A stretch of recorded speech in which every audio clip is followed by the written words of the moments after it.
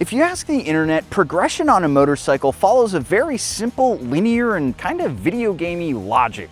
You start out with the simple beginner bike, and then as you progress, you unlock some skill tiers, and that's when you move on up to the middleweight bike right here. And then by the time you reach endgame, there's a hyper naked waiting for you, ready to take you on to motorcycling's final boss, which I don't know, maybe it's freeway poles? That's why I think that logic kind of starts to fall apart, because there's plenty of reasons why you might never want to own a hyper naked, and a ton of reasons why you may never want to move on from your beginner bike. So today what we're going to do is we're going to take a beginner bike, a middleweight, and a hyper naked, and shake them down in the real world to see what the actual differences are and see which one makes the most sense for you. So let's go over our contenders for today. Starting out in the beginner end of the spectrum is the Honda Hornet 750, which is making about 90 horsepower and costs you $8,000. It's packing minimal adjustability and some surprising tech that we'll come back to later. Next we've got our middleweight Yamaha XSR 900, which has one of the most popular motors on the market. It's putting down 117 horsepower and 69 foot-pounds of torque.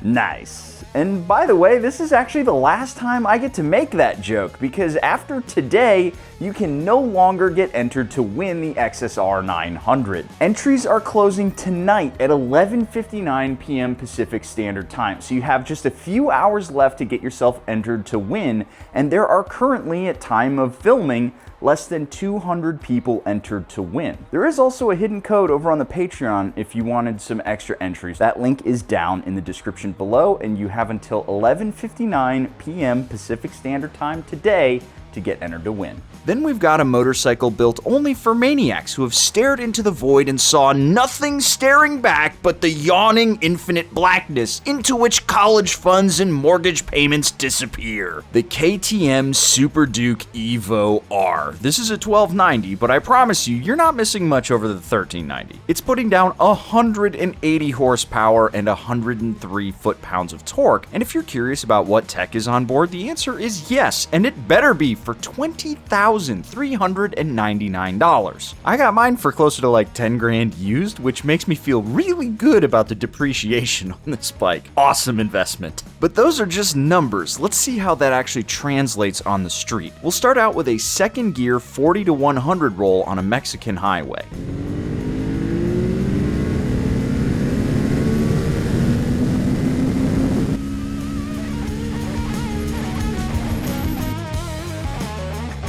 So the results are in, and they're probably more or less exactly what you were expecting. The Super Duke got the job done in 4.7 seconds, the XSR did it in 6.4, and the humble Hornet here got it done in 10.2. But here's where there's some nuance to it. Which one of these motorcycles did I feel the most comfortable whacking the throttle wide open on?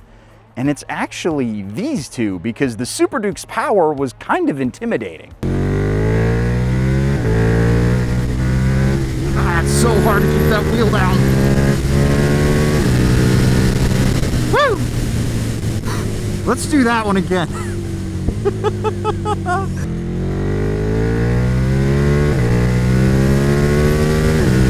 Still battling to keep the wheel down. Boy, am I glad that I have these fancy stealth mirrors on here. They give me an extra 8 pounds of downforce, and I can definitely feel it. When it comes to the XSR, I felt pretty confident in just wicking the throttle wide open and letting it accelerate. It did feel like it was getting ready to float that wheel, which was kind of exciting. This thing, I just whacked the throttle open and was like, let's see what it's got. But I will say this test simulates more of what it's like to accelerate down the back straight at COTA versus a real world riding scenario. So instead, I figured we'd pick a typical cruising speed and a typical cruising gear, and then try to accelerate to 100 miles an hour from there. So we're gonna start at 55 miles an hour in 4th gear and see which one's the fastest. And once again, you could probably guess how this is gonna shake down. 5, full throttle.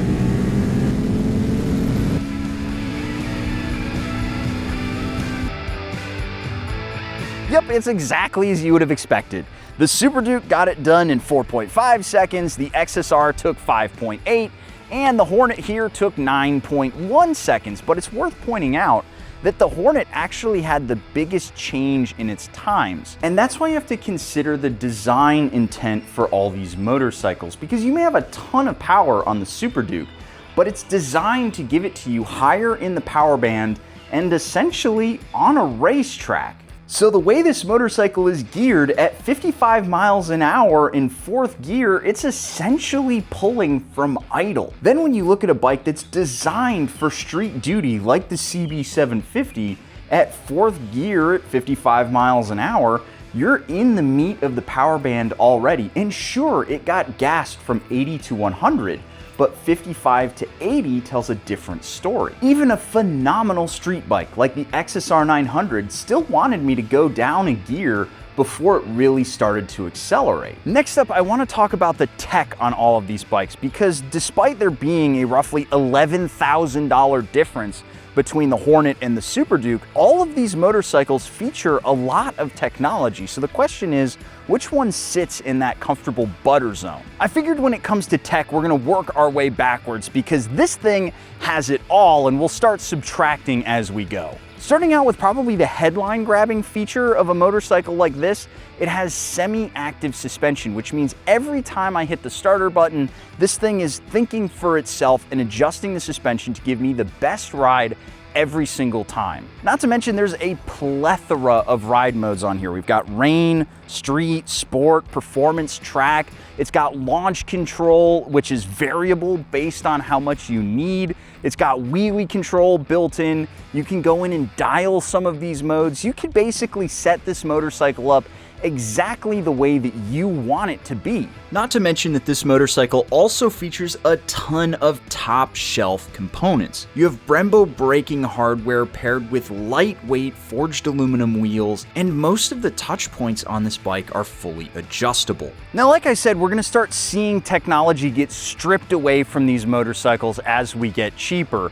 And the first place to look is the suspension. Instead of having the semi-active suspension that thinks for itself and adjusts itself every ride, this thing just has your standard fully adjustable setup. We also see a little less scalability in terms of the ride modes. Some motorcycles in this class will allow you to dial the specific parameters of each ride mode, but this bike doesn't. You just get rider modes 1, 2, 3, and 4. You do have some levels of traction control and ABS and all that stuff, but it's harder to manage on this bike because it doesn't have a very in-depth menu system. As we saw with the suspension, we're gonna start to see some corners being cut to keep the price approachable. Not only does this bike feature Yamaha's in-house calipers, which are fine and get the job done, but it's shipped with rubber lines, which is a massive downgrade. And no, I will not let this go. If my Janus 250 comes with steel braided brake lines, you damn well bet the XSR 900 should too. There's also no adjustability when it comes to the ergonomics.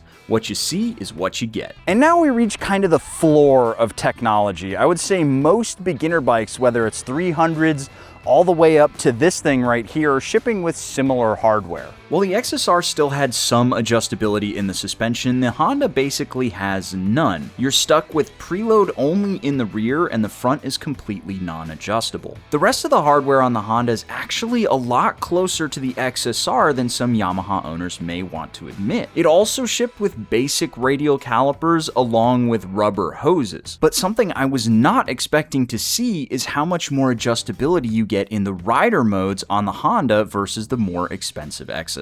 Not only can you go in and adjust the parameters of the existing ride modes, but you get to set up your own user mode, which you cannot do on the XSR. Not to mention that this particular version of the 750 comes with a quick shifter and an auto blipper, while modern versions of this motorcycle now have Honda's e-clutch, which is functionally the same thing, although you don't have to pull the clutch in at a stop. The only thing that's missing on the Honda in terms of the tech package is cruise control, which just goes to show how much of this technology is trickling down. And while you used to have to get a hyper naked to get this bleeding edge technology, most of the most usable stuff is available on most motorcycles now. Now, this is kind of a personal note, but one thing that I've noticed that all of these modern motorcycles that are equipped with auto blippers down could benefit from is some form of onboard brake light that lights up when it senses deceleration. The main reason is because there's a lot of riders out there who will just blip the gears down, let the engine slow them down,